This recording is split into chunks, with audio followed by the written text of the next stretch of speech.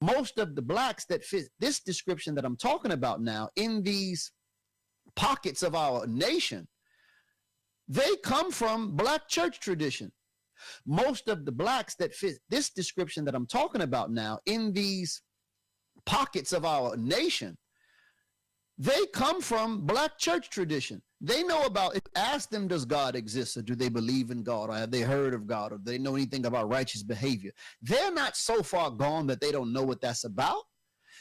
They've heard these things. This is a part of our life, but we have degenerated to the point, well, that's not even, it doesn't shape our behavior. It doesn't shape our thinking anymore. The spirit over this group of African-American people is the spirit of the age of ignorance, pagan culture.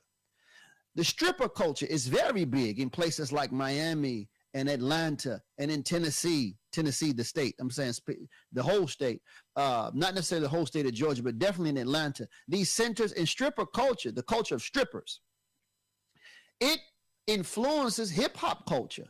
And hip hop culture even influences the college campuses. It influences our young people in the high school. And you all don't have to take my word for it. If you don't know it already, just look around and see.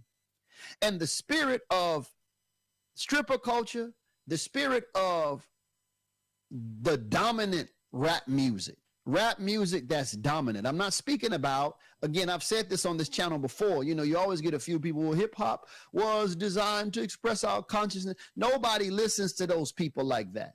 When I'm around young people, and when I hear what they play, they're not listening to these conscious guys. They're not listening to food for thought. They're listening to the sexy red type, the drill rap, the again, sex, drugs, murder. That's what they're listening to. And if we can't admit that, then we're really not prepared to engage in any manner of reform. Like if you come to the doctor and say, hey, doctor, I got a problem. The doctor has to be able to properly assess you to see, okay, what's really hurting you? What are you really engaged in? If he's going to be able to prescribe anything of use. And we have to just admit, there's no more KRS-Ones. And if they are, no one knows about them in a major way. We know about, you know, and not only this, look, when you go online and you see what trends, like I use Sexy Red, that just was on my mind. When she came out with that song Pound Town, I'm not going to recite the lyrics here. In the future, I'm going to have some lyrics. I'm going to read them. But that's the introduction. Go look up Pound Town. Go look that song that Cardi B came out with a few. Look, read the lyrics. There's nothing that there's no redeeming value in that at all. And understand that this language trends. Like I'm on TikTok and all the girl, I need somebody to take me to Pound Town. Oh, I can't wait tonight so I can go to Pound Town. Oh, I'm about to go to my girl's house and take her to Pound Town. We accept the behavior. We accept the language. We are like when these things are introduced to us, we accept that introduction and it forms our nature, not our nature, but it forms our behavior. Another thing, don't bring up, don't mention, or don't be distracted by what Caucasians do, what whites do. That's not what we're talking about. This is not Islam in white America. This is not Islam we're talking about Islam in black America. That's why I'm keeping this sort of focus. I don't, I always hear these arguments. Oh, well, white people consume more rap music than we do. That's because there's more of them.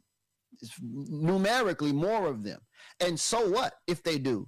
If this man can if this man can drink something and it has a worse effect, it has a worse effect on his body than another man who drinks the same thing and it doesn't affect his body as bad, then that one man who has the worst effect, he has to not drink that thing, that substance or that juice or whatever it is.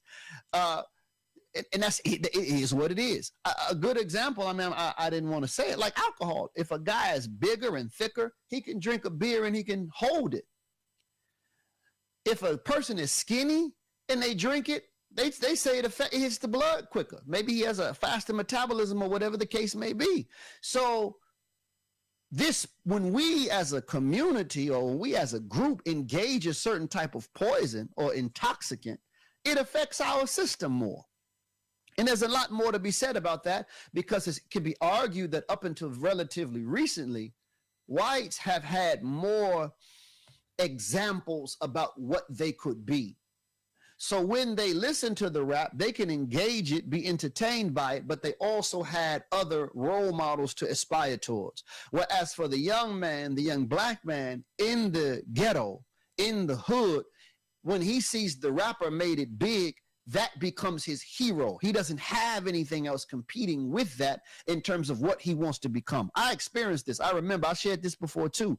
I experienced how I gave a test to my students years ago. And I remember asking the boys every year, middle school boys, what do you all want to be? What do you all want to do? And all of them said rap, basketball, or football. All the time. It's like 6th, 7th grade. And I used to play with them like during gym time. None of them were any good. And there was only one boy who said he wanted to be like an archaeologist, I believe. He was the only one. I mean, so this is out of about like 100 boys. But anyway, so this culture, this trend in our culture, or this trend in black culture, it takes the most despicable elements of our behavior. It takes the elements that have corroded our families, corroded our neighborhoods, corroded our academic performance. Again, drugs. We know how drugs have destroyed communities. We know how the selling of drugs, despite whatever the law was, whether those laws were just or unjust, we know that they've gotten rid of so many of our fathers.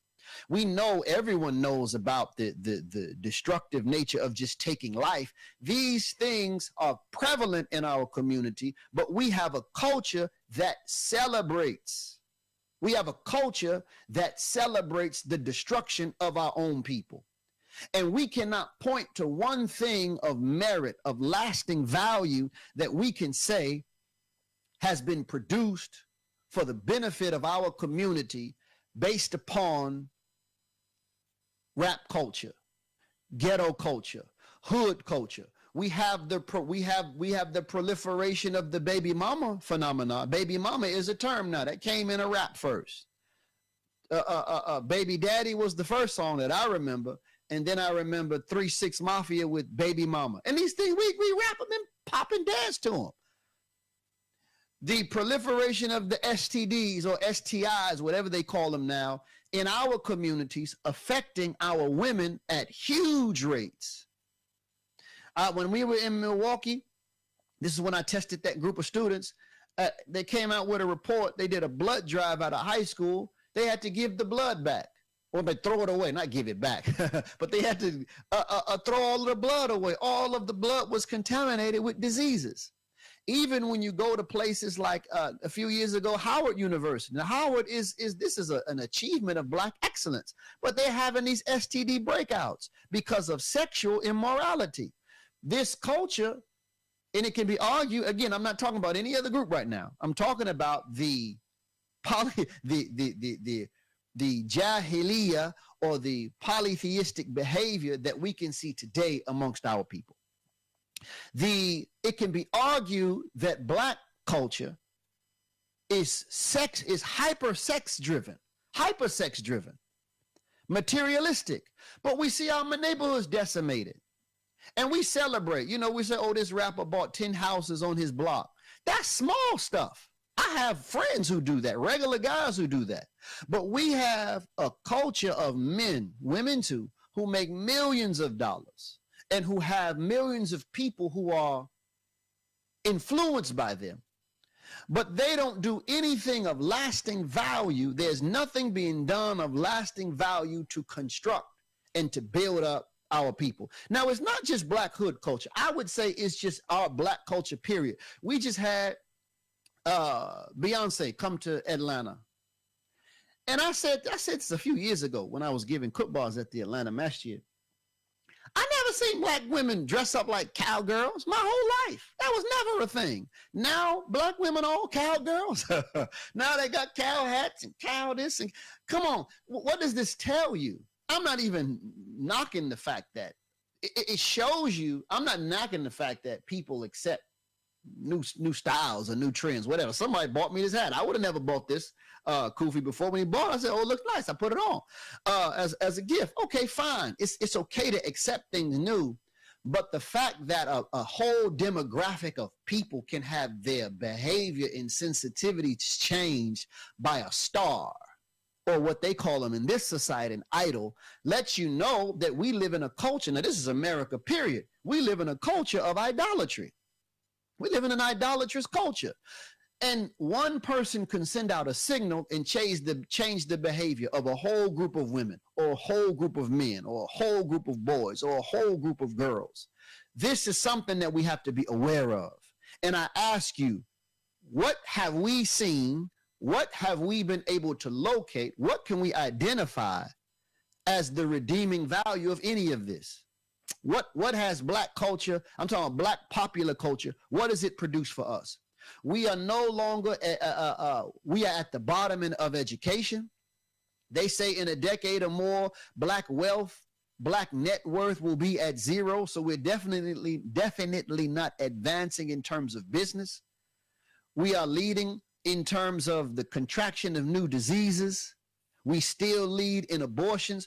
We don't show out to vote. Our political efficacy is nothing. So every real category that would indicate social progress, we're either at the lowest rank or non-existent. Yet at the same time, when we look at popular behavior, popular trends, the popular influences that are dominant over our life, we can see very clearly that none of the dominant influences that are over our life have any aim or interest to lift us up as individuals, as families, and as communities. And this is the equivalent. We have become a polytheistic people. We will claim Christianity, we will claim whatever, but our spirit is being shaped by the polytheistic influence in this society.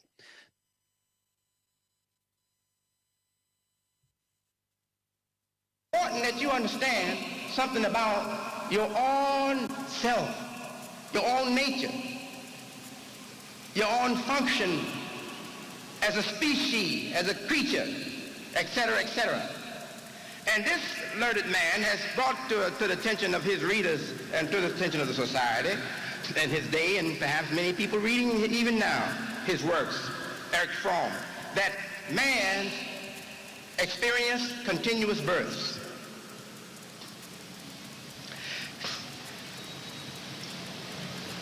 If we haven't found home in a situation,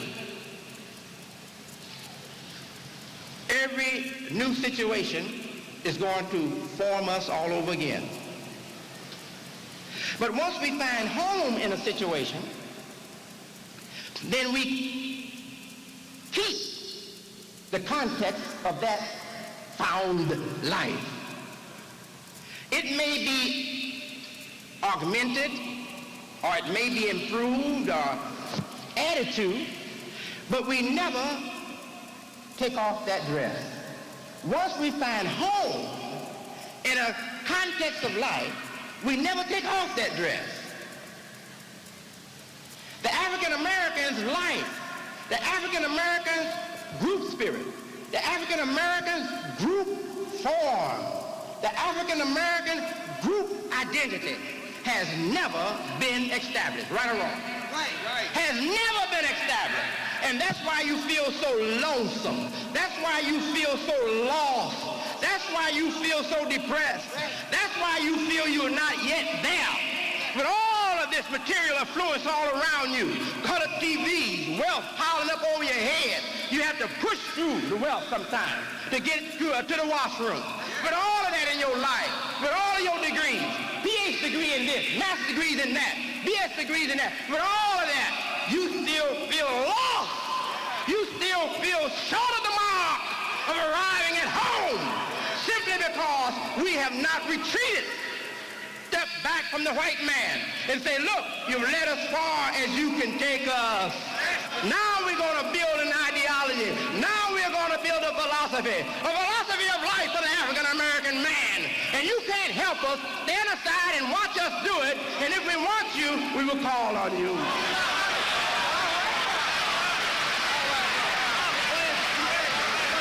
Don't you know in your soul that that's the work that's yet to be done? Du Bois started it. He made a hit at it. He struck at it. Du Bois made a strike at it. Carter G. Woodson made a strike at it. Man wasn't even on this land, not even on this territory. Franz was his name. His name is Franz.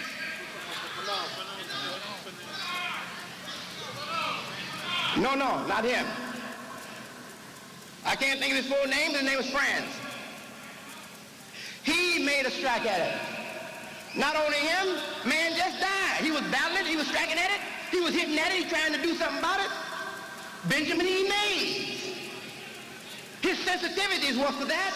His sensitivities indicated that that's the direction he wanted to take his people in. But we have not been able to accomplish it. Why? Because we think more of civil rights struggle, more of civil rights protests. We have been conditioned by past experience to think the only way home is through the politicians and the preacher. And that's wrong. I wish we had all day and all week and all month. We need to have a camp.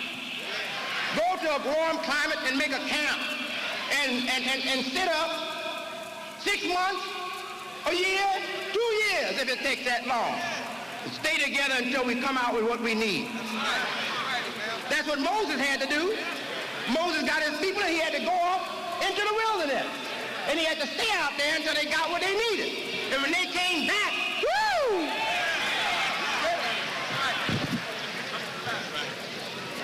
Now, I'm not trying to pretend that I'm the only one that has this kind of concern, that I'm the only one that want to move us in that direction. I'm not trying to pretend that.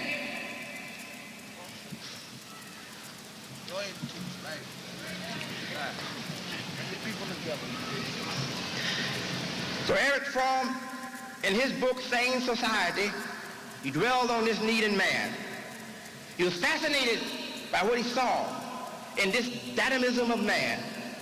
And he recognized that that dynamism in man's potential, that dynamism in the spirit of his potential, from that potential arises or emerges a spirit. And many times you don't even know it. You don't know your potential. But there's a spirit that keeps telling you, that ain't enough. No, you ain't situated well enough yet. No, you haven't realized freedom enough yet. You know, and then, hey, well, I'm free as a bird. Not enough yet. I want to be free as a shuttle plane. Even freer. I want to be free enough not to put her out while I'm going the way I want to go, right? Yeah. You see, so man's spirit, it wants to go and move. That's the spirit of your potential. That great potential in you is telling you, get up out of this mediocrity. Out of this mediocrity. Get up out of this inferiority. You have a greater destiny. You're not home yet. Then we have another man, John H. Scanzoni. In his book, The Black Family in Modern Society, he tells us something that's revealing. And since we're addressing the need for us to coexist and cooperate, and we're taking an opportunity here today to extend compliments or to convey compliments to our Christian, to our Jewish, to our socialist people, that while doing this, it is important for us to look at something else. And in this book, it is brought out that the deteriorated condition of the African-American social life, his family,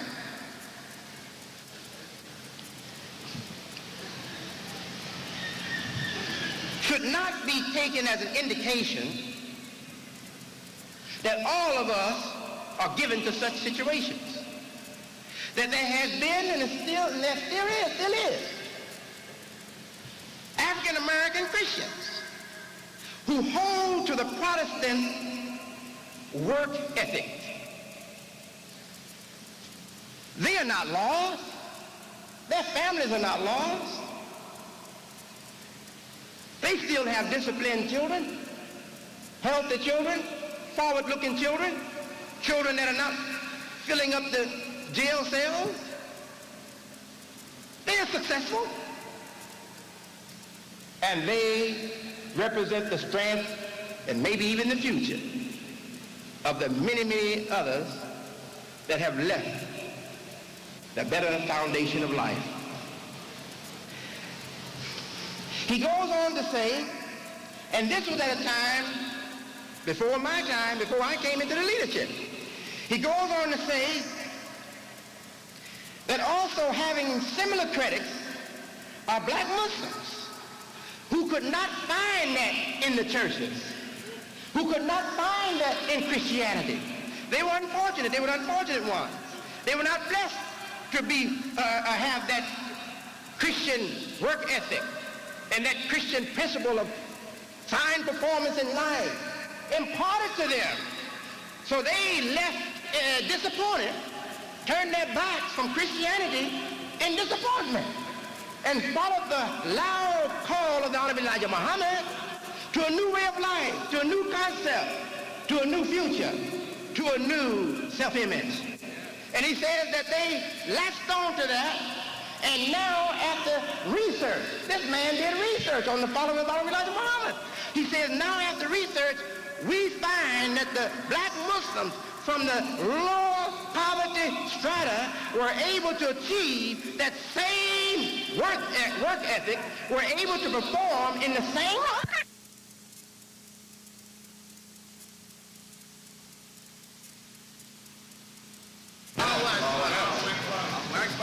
That's what this man said even before me, before I came along. So what does that tell us? That if we don't have it from Christianity, and most of us don't, I'm talking about like 97 and 8/10% don't, okay? We need something different. The same old thing and you want to get it. And what is Wallace talking about? So what is that man's name? What do you call himself now? Wallace Dean, Warith Dean. So what is the E-man talking about? I ain't no E-man, I'm E-man. But that's okay, they don't know. What is E-man talking about? So, ain't interested in that. That's that old Arab stuff. Arab. So I like this father better than I like him. So he's talking that Arab religion and stuff. If you can't pronounce the name, that should tell you something too. Maybe you shouldn't talk so much against something you don't even know. Investigate.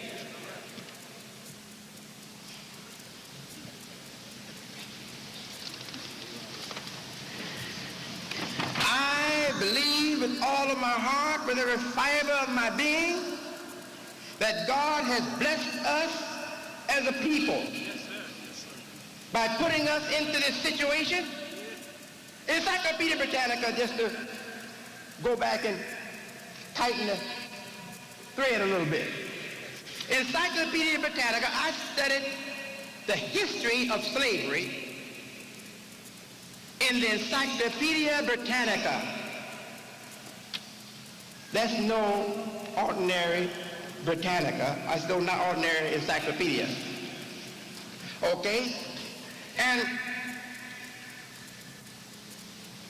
in one chapter of that book dealing with what is called the peculiar slave system, America's slave system, that it had in those days of the South, it tells us that it was unlike any other condition of slavery that existed for man in history. In its nature, in its attitude toward the enslaved, it was more different, drastically different from any other slave system in the history of man. Who experienced that? The genes that are in me right now. The genes that are in me right now. The genes that represents the core of my genetic life right now. Don't think of your ancestors always as back there in 1800, back there in the 1700s. Understand that man has upgraded his understanding of human genetic life. And those people are buried and gone, but the genes of those people are in us right now. That's why long time after the man is gone, the man has done his work and gone, some people who read about that man will say, another man, say, hey, he got traits just like that man. He got traits just like that man. Man dead and gone maybe 50 years ago. But they knew him, they read about him or something, they, hey, he just got traits just like that man. That's why many people believe in reincarnation. It ain't no reincarnation. The sperm puts it there, it doesn't have to come back. Does that make sense? It's as clear as crystal. Yes. My mother. I got the genes of Elijah Muhammad in me right now. My father. I got the genes of Willie Pooh, called Wali Muhammad later, my grandfather, in me right now. Horace Evans, my grandfather on my mother's side. I got his genes in me right now. I got all those people's genes in me right now. The same for you. I got Adam in me right now. I got the genes of Adam in me right now. It didn't go nowhere. It's just been passed on. His genes, just as his genes were made by God, just exactly as his genes were made by God in me right now. In you right now. That's how come you can put a man in the dark, but you can't keep him there if he got the spirit from his better ancestors. If he responds to the genes and the better spirit of his ancestors, oh, you can't keep him in the dark. You come in there and find him with a light. The hell, how do you get a light? Wasn't no way out of this place. How in the hell you got a light? God is the one who lights from within. Huh?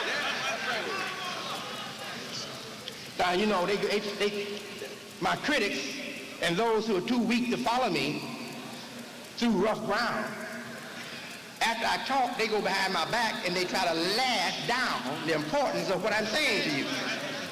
They say, did you hear what he said? Man, I got a headache. Really gave me a headache. See, he really spaced out. See, he went way out today. Now, somebody that small should be discounted.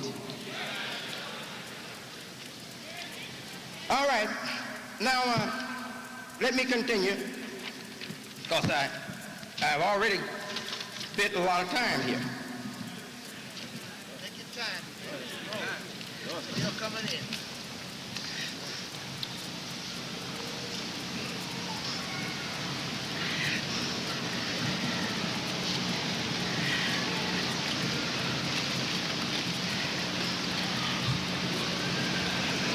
There are many things peculiar in our situation as a people. The situation of our enslavement, the nature and degree of cruelty we experienced while we were enslaved is peculiar in the experience of human beings on this earth. But that's not all we have to look at when we are looking at peculiarities. We have to also look at our own behavior. We are people who have a peculiar behavior. And our peculiar behavior is, in the main, I believe, the results of, or the effects of, I should say, the effects of the peculiar experience behind us.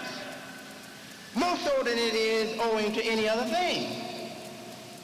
Though the present, as I said, the present environment, cultural environment that works against the natural functions of human life contribute much to our peculiar behavior as a people. and as individuals. But I believe it's owing even more so to that peculiar past experience behind us. The ugly pages of history, the enslavement of the black man or the African and African-American man.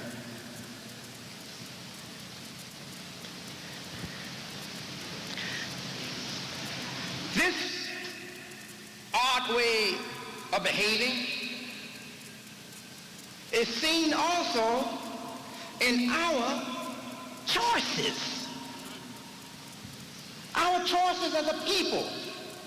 Where in the history of a people have you read of treatment like we receive coming to a people by their superiors, and when they get free, they walk arm in arm with the people that did that to them, join their religion, accept their concept of God, even though their concept of God does not admit their race. Yes. But they accept their concept of God, walk into their religious houses, accept their concept of God, bow and pray and kneel before the images that they have in their religion, that the master's religion has, that doesn't admit my image, that doesn't admit my ethnicity. It doesn't admit my race. That's right. I see no African-American in their image. I see no African-American in their heaven. The heaven is filled with Caucasian angels, European American or European angels. The image is in their own image. But they invited me to it. I went right into it. I joined their religion. I raised up their image over my black plot, my black lot, my black suffering lot. I lift up their image and said, this is Savior. This is the Lord. This is Jesus. This is the Lord. I'm not knocking Jesus. Jesus never saw the damn pictures they paint.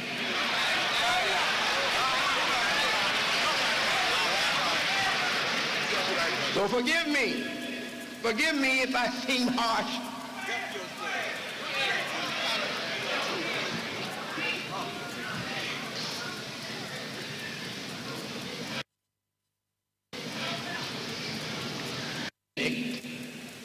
See, he really spaced out. See, he went way out today.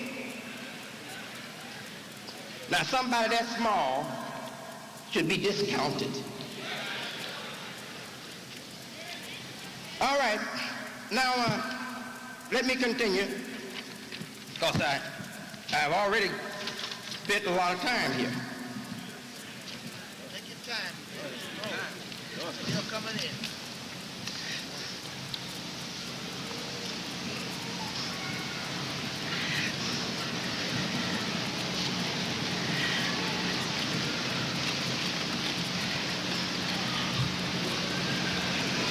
There are many things peculiar in our situation as a people. The situation of our enslavement, the nature and degree of cruelty we experienced while we were enslaved is peculiar in the experience of human beings on this earth. But that's not all we have to look at when we are looking at peculiarities. We have to also look at our own behavior. We are people who have a peculiar behavior. And our peculiar behavior is, in the main, I believe, the results of, or the effects of, I should say, the effects of the peculiar experience behind us, more so than it is owing to any other thing. Though the present, as I said, the present environment, cultural environment that works against the natural functions of human life contribute much to our peculiar behavior as a people and as individuals. But I believe it's owing even more so to that peculiar past experience behind us. The ugly pages of history, the enslavement of the black man or the African and African-American man.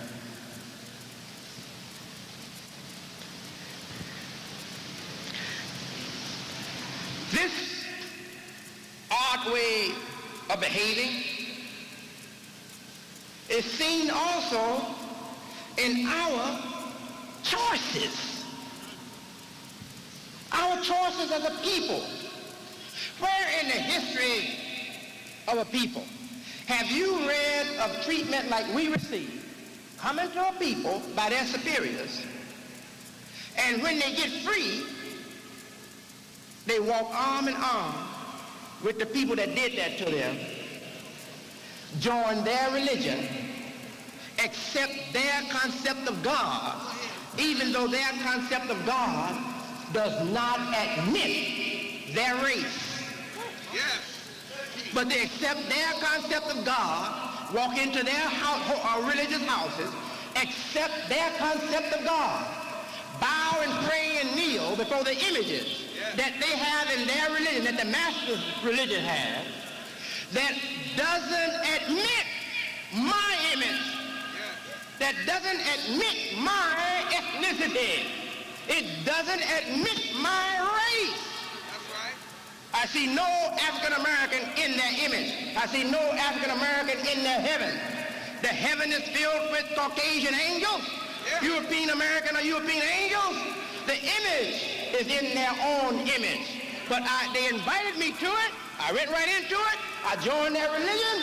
I raised up their image over my black plot, my black lot, my black suffering lot. I lift up their image and said, this is Savior. This is the Lord. This is Jesus. This is the Lord. I'm not knocking Jesus. Jesus never saw the damn pictures they paint.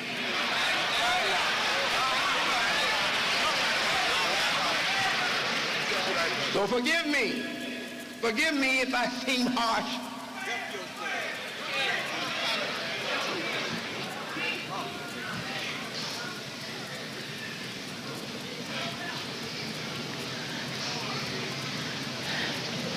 You know, I was reading a book on English once, English composition.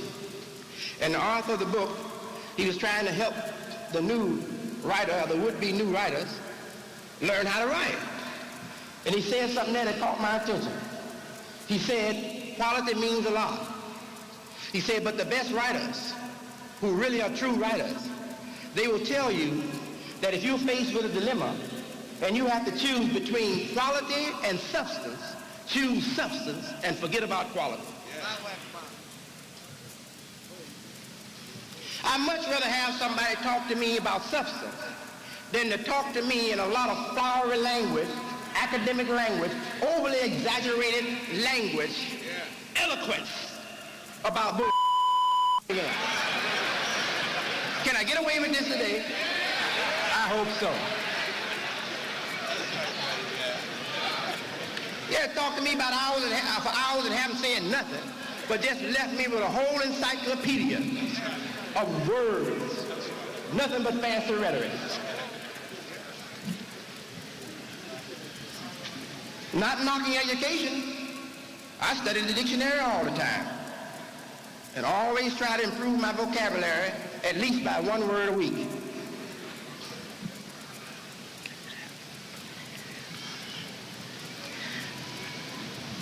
So I think it's very peculiar in the behavior of the African American that he has gone all the way for everything that his oppressor has established for him.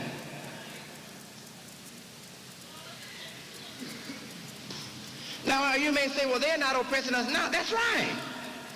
But they will respect us more now if we establish more independence in terms of making choices for ourselves, by ourselves. They will respect us more now if we have the courage to follow our ancestral spirit, the best of our past, and grow into something more uniquely ourselves. They will have more respect for us now if we were more a legitimate ethnic pattern. Are you following me? Do I make sense? Am I in a clear voice? If I'm not, let me know. I'll go work at it some more. I ain't gonna give up.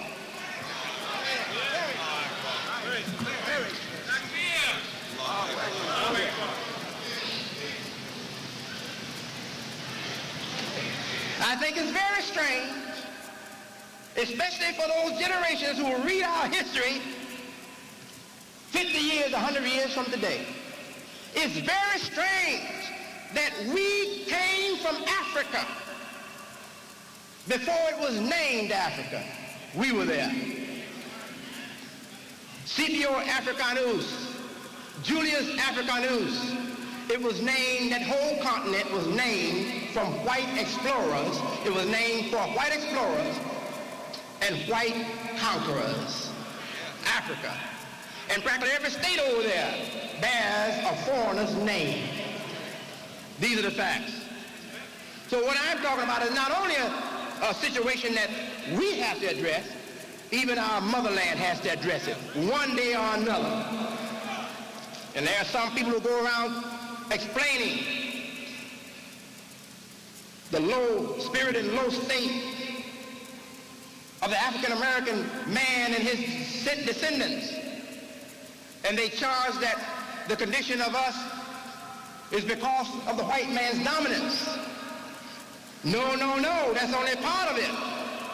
The condition in us is because of our confused sensitivities. Confused sensitivities.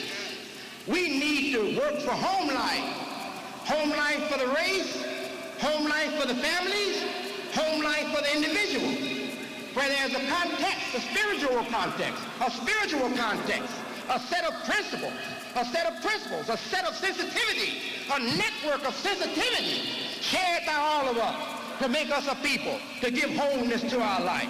We need to do some philosophical thinking. We need to go back to what Du Bois said. The extent to which we will progress in the future depends on the extent that we will go in teaching our children to think for themselves.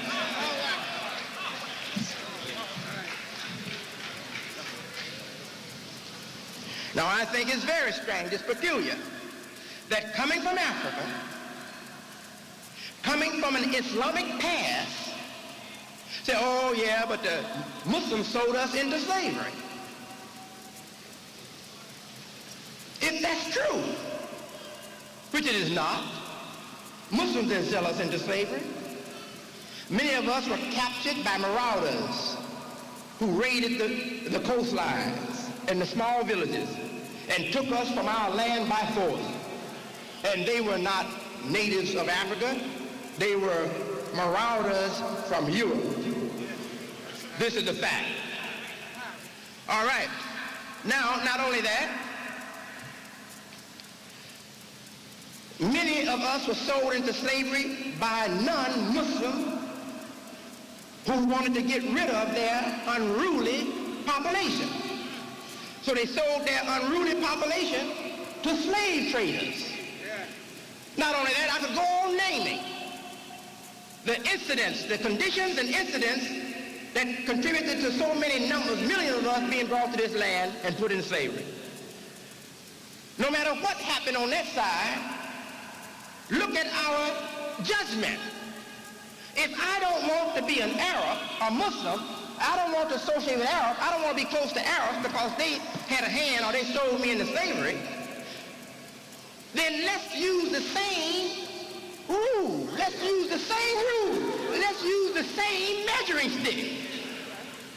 How can you tolerate integration and love and intermarriage with a people that after getting you into their hands did a much worse job on you than they did on you sending you over here?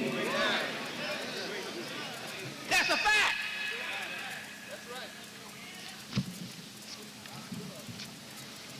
So hey, be level-handed. If you don't want to associate with our religion because Arabs are in it, then you shouldn't want to associate with Christianity because white people are in it.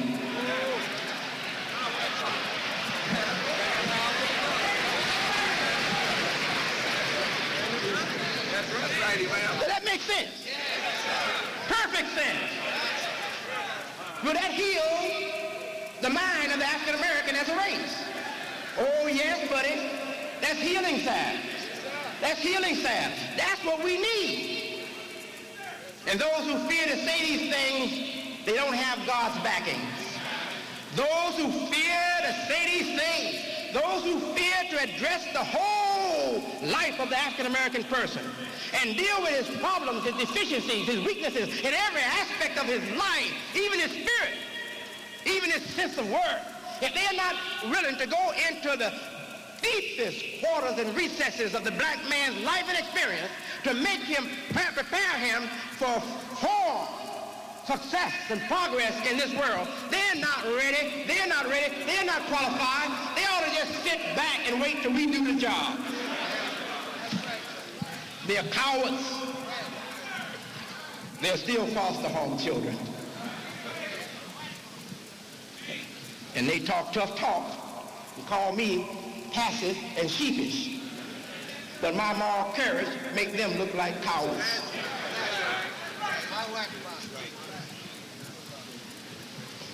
Now, what am I leading up to, my dear beloved people? And I don't say that to woo you.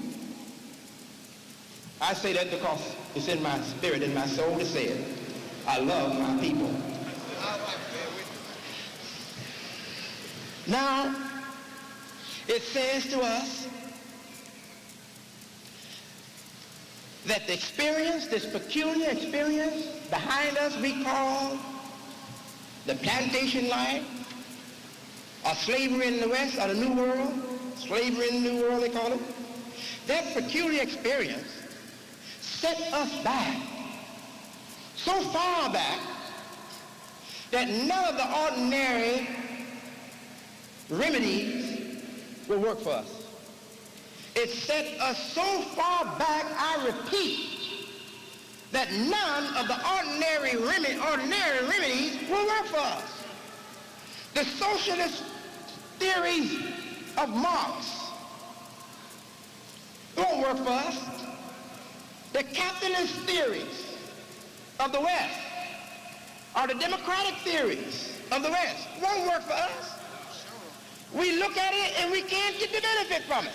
Right. The man looked at it and it sent him jutting forward into the future, made him a great industrial nation, a powerful leader among the nations of the world. His fathers wrote that for him. It's beautiful. It's profound. It can help us a lot, but it falls short of getting us home. I repeat, the circumstances behind us that are peculiar in the history of man, they set us so far back that we need something more than the ordinary remedies. Say, well, what is that? Oh, if you will believe, the Quran is enough. We can just take the Quran and do the job, if you will believe. But you can never get the general community to believe in a holy book. You think it ever happened? It never happened. In the days of Prophet Muhammad, peace be upon him, he had a core of excellent believers. And they were the ones that established the life, brought in the system, brought in the environment, and imposed that environment on the dumb ones who couldn't see beyond the tip of the nose. That's a fact. And not only a fact for Muhammad the prophet, the peace and the blessings be on the prophets, not only a fact for him, but the fact for every liberator. He have had to have a core of people who had the sensitivities first. You can be also smart, but if you're sensitized in a way to be adverse, you're going to be adverse. He has to have a core of people with the sensitivities to respond first to the importance of the issues and have the courage to join him and be his staunch supporters. Then he can make progress. Then in time, the strength of the people, because people with that sensitivity, they represent the strength of their people. They will be able to foster in, to force forward that concept, that life, that theory, that ideology, and those structures that will house the life of the people. They will be able to accomplish that, and in time, change the whole life of the whole mass. But it takes time. takes courage, takes love for what's right. So I say again, it's peculiar that coming from Islamic experience, they want to play up primitive experience in our African past. I'm talking about the so-called educators. They make a point of trying to play up the primitive experience in the African man's past. What would the Germans do if we or anybody would search their past? They were some of the most superstitious and savage people the earth has ever birthed, the Germans. But they met the torch of enlightenment. They found the torch of enlightenment. And they grew out of their superstitions. And they began the history of civilization for the German man. Now suppose somebody had the power, I suppose the West, Russia and America, that now rule in Germany. Suppose they would impose an idea on the Germans and make them think that their past, the best that they've done in the past, was done during their time of wild man, backwood, dark region superstition. That would be awfully cruel, wouldn't it?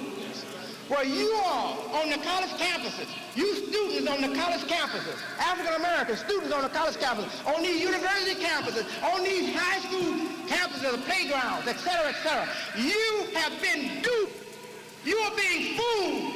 You are being told that your past in Africa is primitive religion, ancestor spirit worship, animalism, etc. And they don't want to tell you that you had centuries of a history as scientists, even before Prophet Muhammad. But it didn't last too long. It was only in a small quarter of the African continent.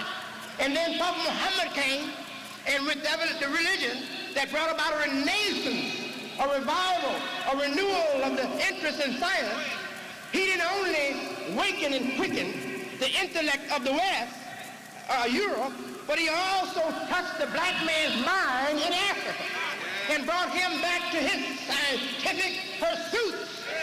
And the result was Mali, Timbuktu, Ghana, etc. That's the glorious past of us here. Islam, Africa, Islam. Who can challenge that? Ain't nobody on earth that can challenge that. And you know it. I'm talking to the learned ones here today, and you know it. So join me and stop fooling our people. Join me in correcting this miseducation that's designed to just send our people away from the thing that will best help them. And because it's Islam, something that will make them different in America, something that will give them a different distinctionality in America, there are people, bad elements in the American society, bad elements in the American government, bad elements in the halls of academia that don't want to see us come into that because they take pride in us being their children. They take pride in us being their adopted daughters and sons. They take pride in having us in their foster homes and looking at us as a foster home generation. They take pride in that. And they know if we become Muslims, we'll break out of the damn foster home. We'll be our own man. They don't want us to be our own man.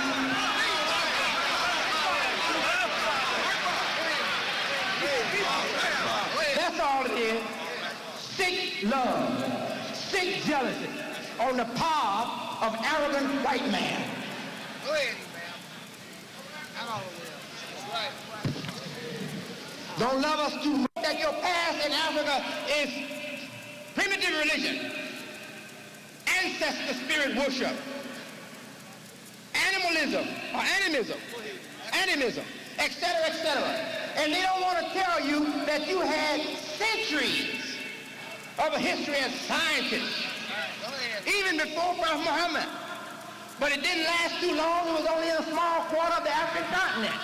And then Prophet Muhammad came, and with the religion that brought about a renaissance, a revival, a renewal of the interest in science, he didn't only waken and quicken the intellect of the West, Europe, but he also touched the black man's mind in Africa and brought him back to his scientific pursuits. And the result was Mali, Timbuktu, Ghana, etc., etc. That's the glorious past of us here. Islam, Africa, Islam. Who can challenge that? Ain't nobody on earth that can challenge that. And you know it. I'm talking to the learned ones here today, and you know it. So join me and stop fooling our people. Join me in correcting this miseducation that's designed to just to send our people away from the thing that will best help them. And because it's Islam, something that will make them different in America, something that will give them a different distinctionality in America, there are people, bad elements in the American society, bad elements in the American government, bad elements in the halls of academia that don't want to see us come into that because they take pride in us being their children. They take pride in us being their adopted daughters and sons. They take pride in having us in their foster home and looking at us as a foster home generation. They take pride in that. And they know if we become Muslims, we'll break out of the damn foster home. We'll be our own man. They don't want us to be our own man.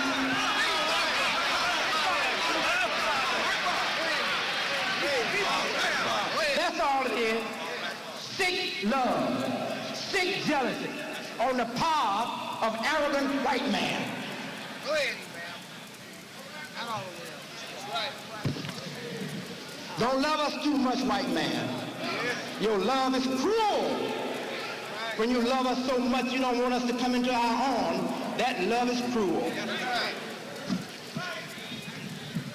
That's jealousy.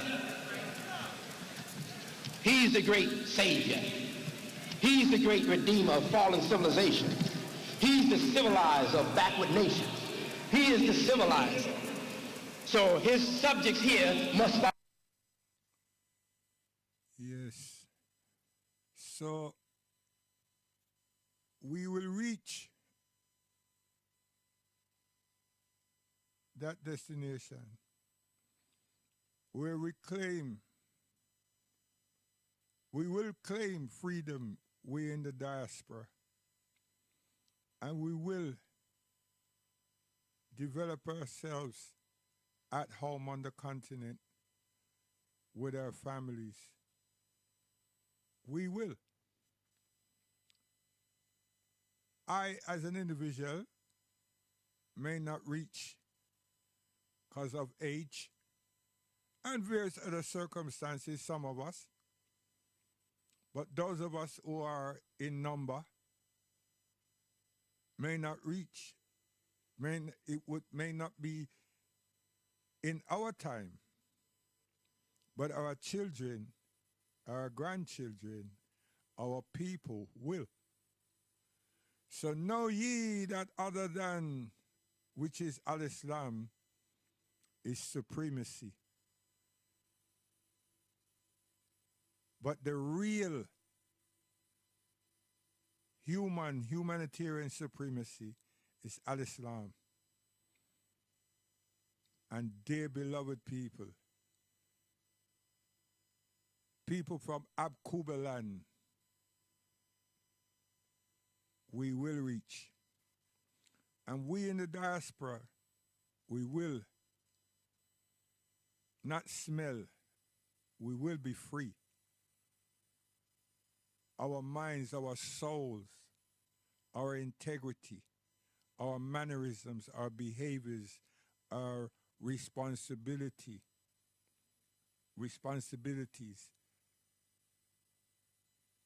will show up natural. We'll be so in tune to our raw, our souls, our consciousness would excel. So we would not play games with those who are playing racial games. And for the pessimists, watch the space. Keep your mouth closed. So I am saying from here in now, I'm gone. But as you know, I have a reggae Bible. You know, y'all know that now, ain't it? So I'm going to go there, definitely.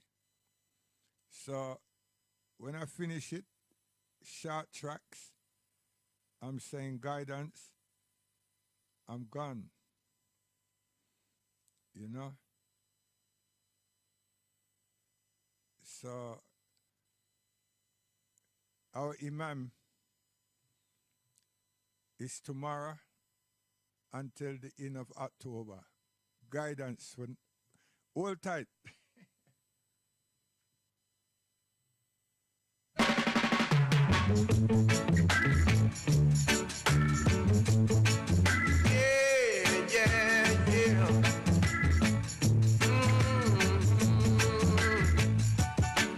I've been trying a long, long time, still I can't make it. Everything I try to do seems to go wrong. It seems I have done something wrong. Why they trying to keep me down? Oh, God bless, no one curse. Thank God I'm not the worst. Better must come one day. Better must come. They can't conquer me. Better must come, yeah. I've been trying a long, long time, but I can't make it. No one to keep me in helping hand. They only trying to keep me down. Oh, God bless, no one curse. Thank God I'm not the worst. Oh, my people can't see. They try to take advantage of me. I must come. See, some people would have said, what did he say in relation to Christianity, the images, and these things? That's the psychology. We're giving praises to the Caucasian. So they design it. We're paying homage to them. And we feel that nothing can happen without their consent, their guidance, their permission. And the Son of Man, the 3-in-1, is a Caucasian, the image. But would you call us blasphemers? That means you read, but you have no understanding. Or we read without understanding, because that's what you would say to us. You're blaspheming. And then we have to grab you and say, listen, the person that you're saying is 1 and 2 and 3, does that person look like any of us? And where did they get that image from? Why ain't there no other images? I mean, where's the disciples? Oh yeah, you got the Last Supper, right? Okay. So until such time, the baton was handed over to who? So who came before? Where is Joseph?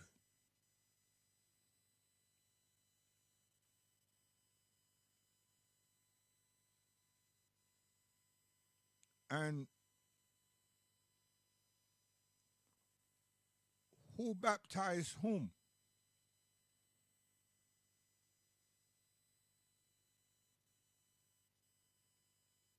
So these are sticky, hard, easy questions, but on a sticky wicket. Because now you're just freeing up their thoughts. And then you just I will use a word like, who actually then is responsible for the oppression, or who is being oppressed, then who is responsible for those who are oppressed? Think for yourself, but please do not hold your peace. It's so hard for us to work on us when the man done the job long time. I mean, he's so confident that in his own country, we are there portraying Christianity.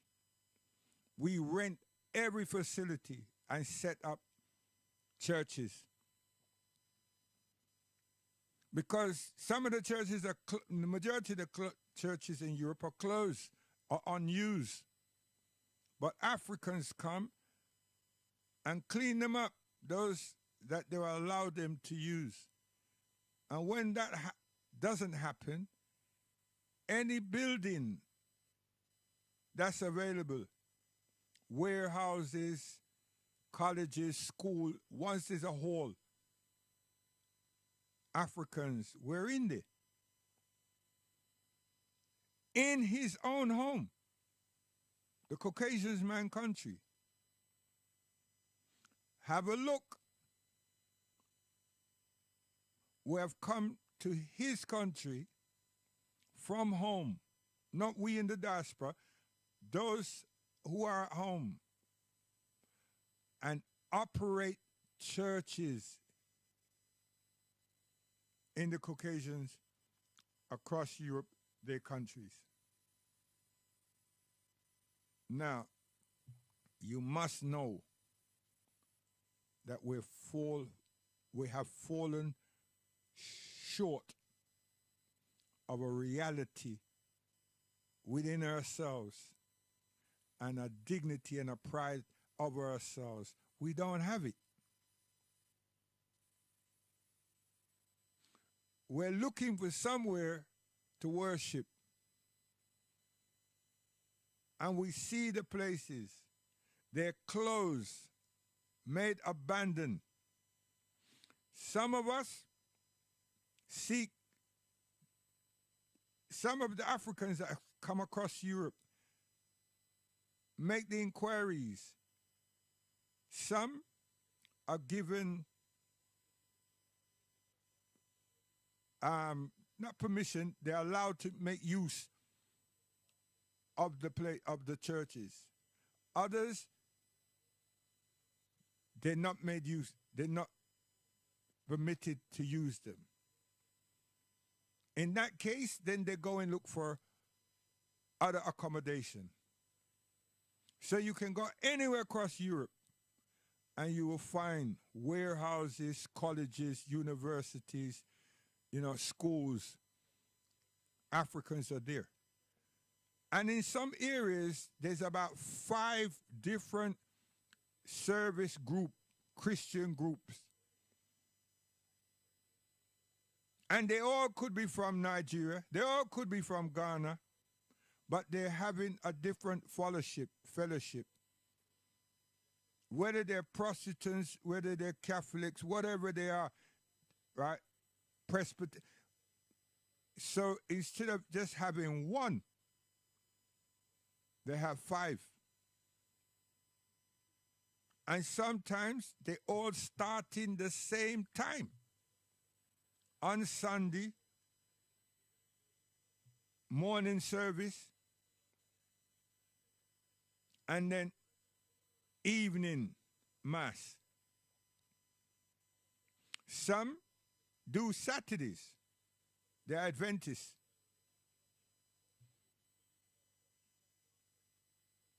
The state,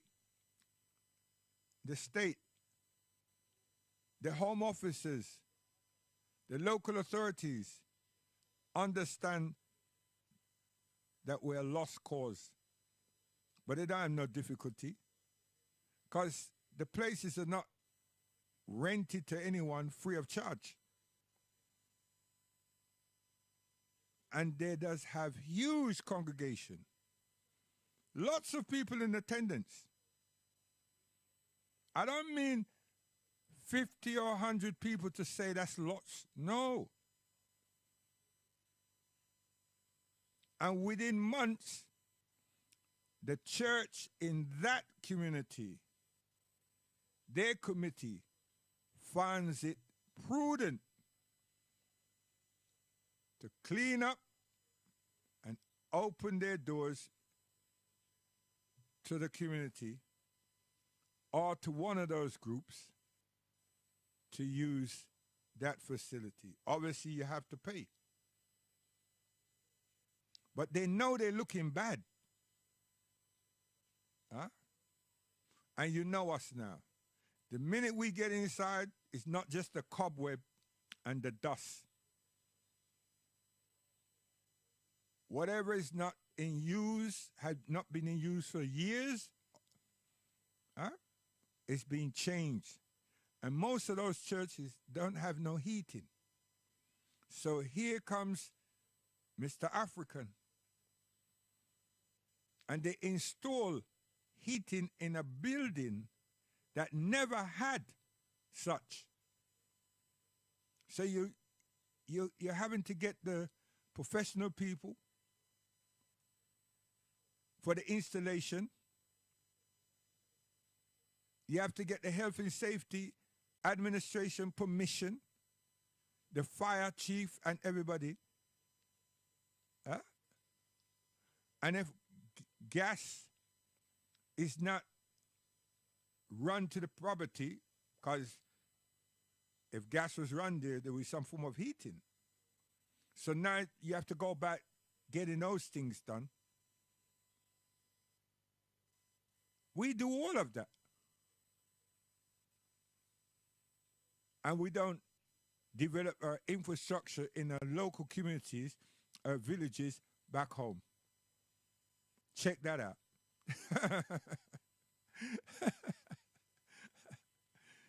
Okay. Listener.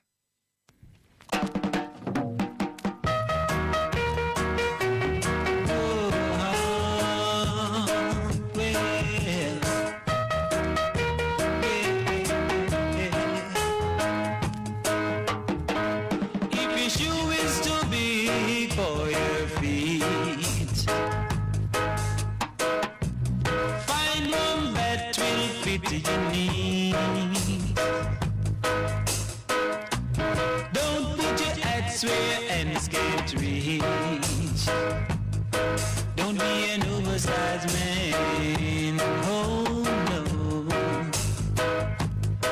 Don't be an oversized man. Yeah. Wisdom and courage was made for us all.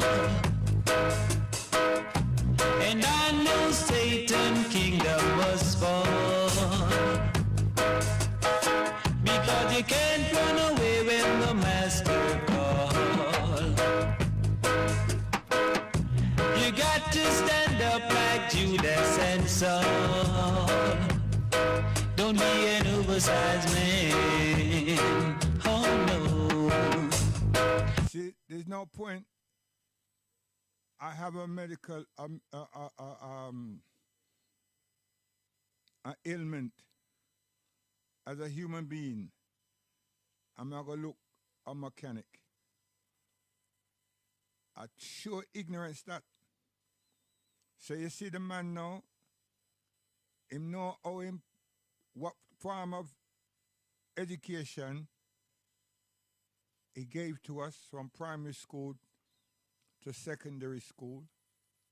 Then you know what kind of education that we will receive, it will make available to us at secondary, at college.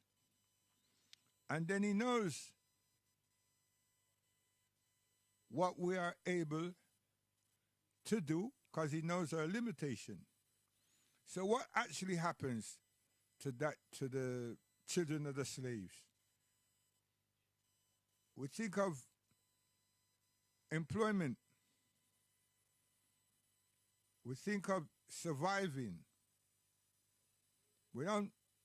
A great proportion don't think about going home.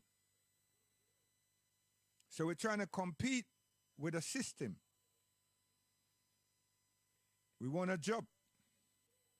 We need to have some money. So he's got us where he wants us. Then we have great admiration for them because we can see them persevering or advancing. So then our mission, our purpose is to be close to them because we have admiration for them. Yes. So we will do our best to compete among ourselves. So if I get a job as an administrator, which means that I'm going to be a clerk or a receptionist in a bank, until one day something happens, 1 month something happens, and the job that I really wanted is to be a clerk in the bank or cashier attendant in the bank, I get that chance. Because remember, they ain't trusting me. Intellectually, they see that, they feel that I'm not capable, I'm not competent, but they're not going to trust me. They don't want to trust me. So I'm going to do everything possible to prove that I'm worthy. That takes time. And others can see the duress that I'm encountering. And not that I didn't see it in the first place. But now because I've got through that door, I'm going to do everything possible to make masters them see that I can be worthy. I will be in the long term. And up to now, I haven't thought of going home. So I don't really want to be free because you know what? In the name of Jesus, I'm free. That's how they taught me. And I'm looking at them.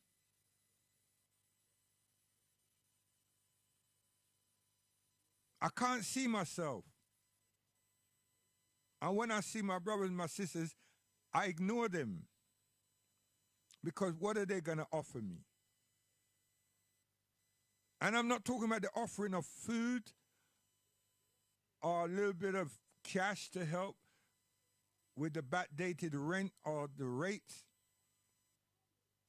They ain't got nothing to offer. We're all in the same boat, and we're all worshiping the same people. At least if my brother turns around and tells me something about them, I'm not going to keep company with him anytime now. So the discussions in the debate of supremacy needs to stop. Racism dogma needs to stop. We need to be ourselves. And you see how quick the Almighty God will shape our faculties. Because there's no favors that all of us, there included, can deny. So why shouldn't I give praises to the Almighty for all that he grants me, he awards me? I shouldn't have to go through some other system. There shouldn't be a system there that I should have to go through. I shouldn't have to worship a human and find myself feeling that I myself is inferior. And until that other human tells me otherwise, I am inferior. No. So there's no favors that no human being can deny. whether you're black, white, whatever color you want to claim to be. Can't deny it. Once we're human, we cannot. So rest assured, freedom is there for all of us. It's just that our ancestors and us, we've encountered and tasted brutality. So we can overcome. Since we are living, we can overcome.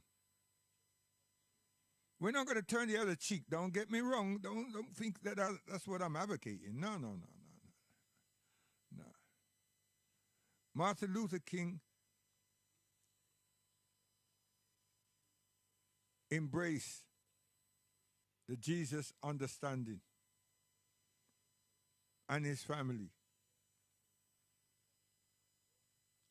When he woke up, because he was an educated man, but when he woke up, it was very late in the day. And no one but him, because he got assassinated, know why or how he became awoken. Maybe that's out there with his family.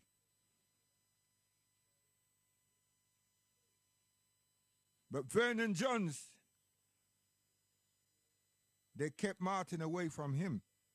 So he would have been awoke early, doing for self, developing for self,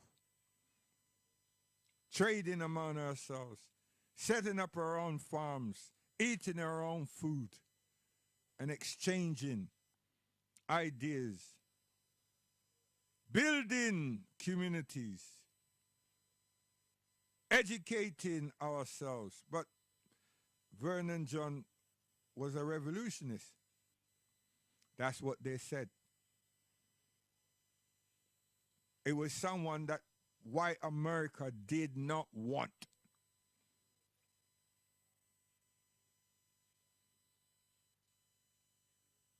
So listen to this tape.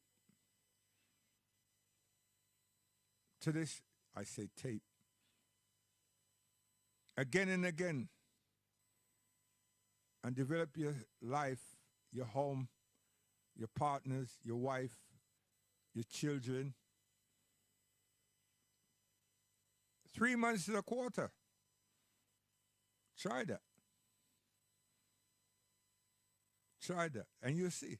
Anyone will see results. Quick, sharp.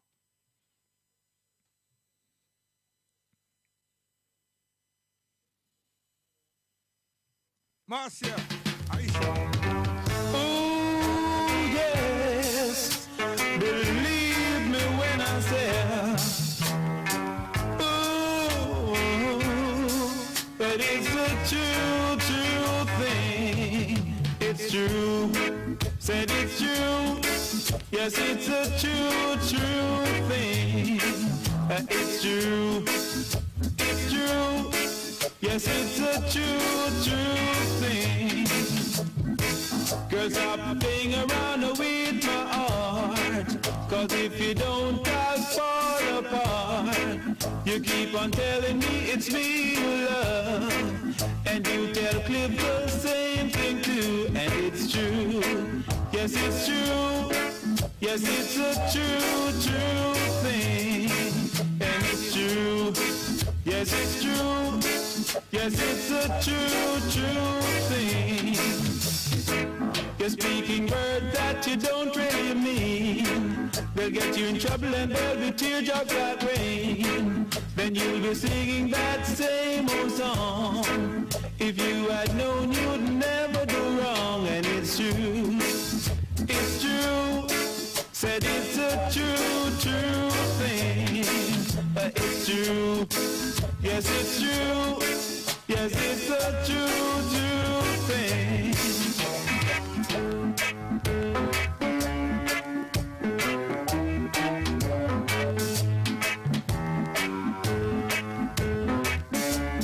Yes, it's so true. So we say from Marcia and Aisha, Guidance, we're gone. Allah willing, tomorrow, sharp peace like today, and we're gone.